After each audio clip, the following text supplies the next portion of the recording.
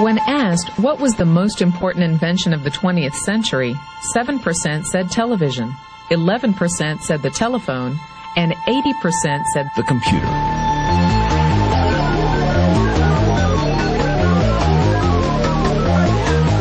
Pick up any magazine, watch any television show, read any newspaper.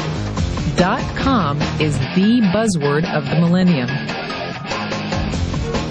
In 1998, there were 95.4 million people online. By 2005, estimates predict over 700 million. In 1998, e-commerce generated $39 billion in revenue. In 1999, $114 billion. By 2004, estimates predict $1.5 trillion.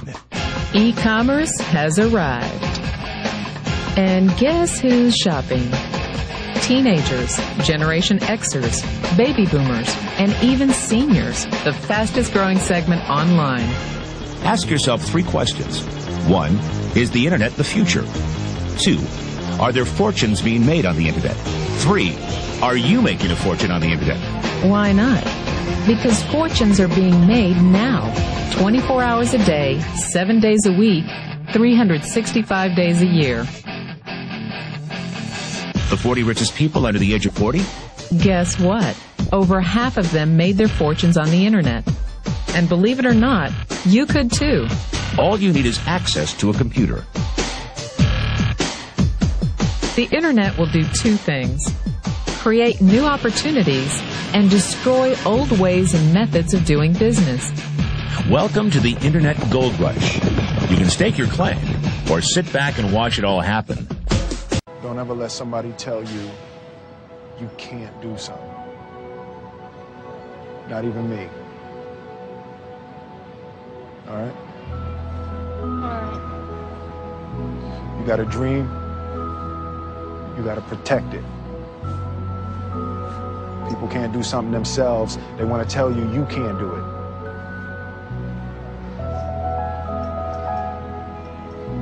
You want something, go get it. Period. If you take a look at this 40-year run on the dollar is designed economically to lose money every single year. So why would you save something that loses money every year?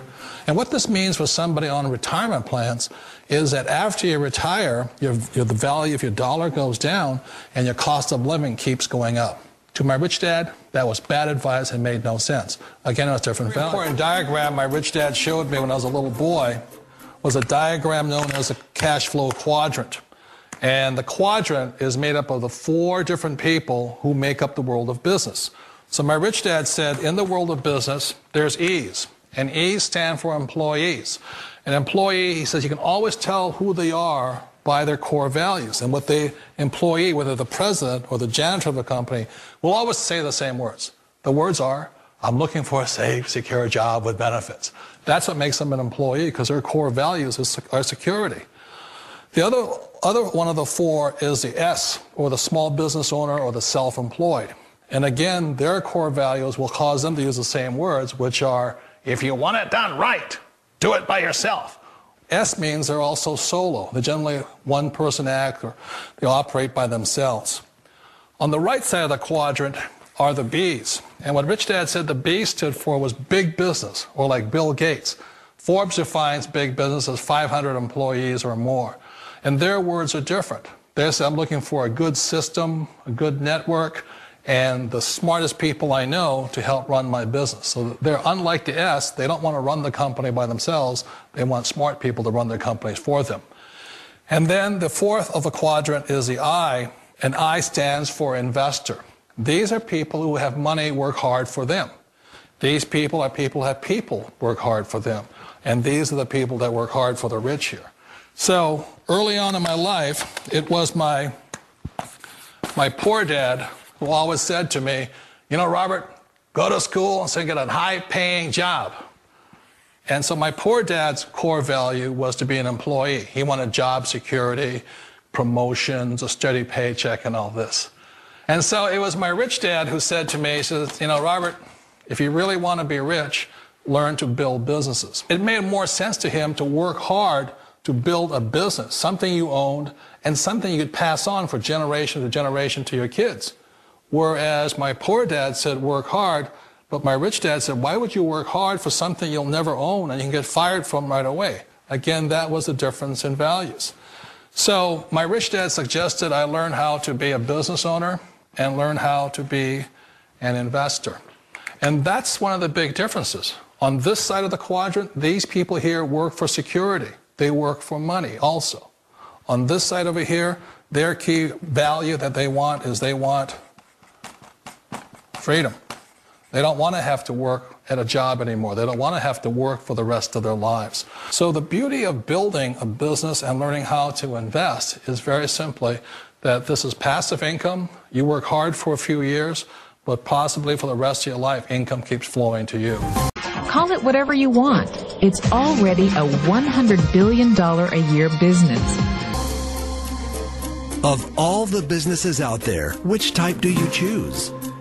One of the reasons I consider a direct selling business a perfect business is very simply because the company will work with you to get the business skills that make you rich. Always remember that it's not money that makes you rich, it's business skills. And that's why it's a perfect business. They'll take as long as you like to get the skills to make the money. And that's a lifetime skill thing. The other part about it is the low startup cost. Where else can you get in for under $500 and get these skills? For people who want to make the shift over to the B quadrant, which is what I would recommend for people, one of the beauties of a network marketing company is that you can do that for a very low price. And that's why I talk to people about considering network marketing. If you're to build a Microsoft, it would take you hundreds of millions of dollars. But a network marketing company allows you to start at a very low rate. They'll be patient with you. They'll take their time to transition over here. And the reason why that time is so important to most people is it takes time to change those values. And the most important thing is once you take the time, let's say it takes 1 year, 2 years, 5 years, whatever time it takes, once you see the value or the core values of this side and this side, you're unstoppable. Today, I would never go back and get a job. Why should I? I'd rather stay on this side, build companies, pay less taxes, and make more money. But the key is a person needs to change the values from my poor dad to the values of my rich dad. And that's one of the beauties of network marketing companies. They allow you the time, and at very low cost, they'll work with you to make that transition over there. The number one asset a person can build is build a business. That is the smartest thing you can do. Years ago, I decided not to follow the corporate ladder simply because, again, it was values. You know, my poor dad always said, go to school and get a high-paying job with the government or a big corporation. But my rich dad said, why would you work so hard at something you'll never own? You can't sell your job. You can't pass it on to your kids. So to me, it never made any sense. It made more sense to build my own business and hire other people. The other reason is that you really don't have much control if you're in the corporate ladder world. For example, you can get fired at any time. Or today we have what's called M&As, or mergers and acquisitions, where another company buys another company. So you could be a great employee, but the company that buys your company just fires you. Wait a minute. This sounds too good to be true. Like one of those get-rich-quick schemes. It's not a get-rich-quick formula. You don't just do it overnight. It takes time. I still remember the first time I made that transition was back in 1978 when I fully quit my job and I had to depend upon my company that I was building to support me. So I understand the fear. The beauty, the most important thing to remember is this. There's two kinds of people in the world. There are the types that will say, you'll never make it. And I had a lot of people, a lot of friends and family saying that. You're stupid, don't do it. And the second type were the people that said, go for it, you can do it. Don't worry about it, we'll cover you. So the most important thing is support of friends and family. One of the beauties of a direct selling company is that they provide that personal support to you for as long as it takes you to make the journey from the left side to my rich dad side. One of the challenges of being self-employed is that you're your own boss. You're the solo act. Like in the S quadrant, you're the individual. You do it on your own. Whereas in the B quadrant, you're a team player. You have to depend upon your team and count on your team. So the problem with being an S is that, let's say you're in a traffic accident, there goes your income. And let's say you get older and you haven't set enough money aside to retire on, that means you'll probably have to work for the rest of your life because you don't have anybody else to fall back on, not a team to count on. So one of the problems with the S, although most people say it's the most satisfying of all work, it is a solo act, and you're totally on your own. Personally, I'd rather be a member of a team. They can count on me and I can count on them. We all know the world has changed, but sometimes the hardest thing to change is ourselves. And being an old guy, I sort of know the older I get, I sometimes get more set in my ways. And I think that's one of the things that a direct selling business offers people, why it's the perfect business. They allow you to take your time to make the mental, emotional, and physical changes required to move from the left side to the rich dad side. I think that's a big thing. It's a very gracious, it's a very elegant way, it's a patient way of supporting you in making the changes of your life. So please remember, change always creates upset, but sometimes we all know we have to make those changes. And if you know it's time for you to make that change, then the perfect business may be a direct selling business for you. Just 3 years ago, she had never been in an airplane because of a fear of flying. Now 25-year-old Jessica Cox is a licensed pilot, which is pretty incredible considering she was born with no arms. Les Trent with her story of triumph and courage. This pilot is flying with no hands, literally. Jessica Cox is the nation's first and only licensed pilot who has no arms. When I tell people that I'm a pilot, they're like, what? Jessica was born without arms, but she can do almost everything with just her feet, from putting in her contacts to texting her friends on her cell phone, even playing the piano.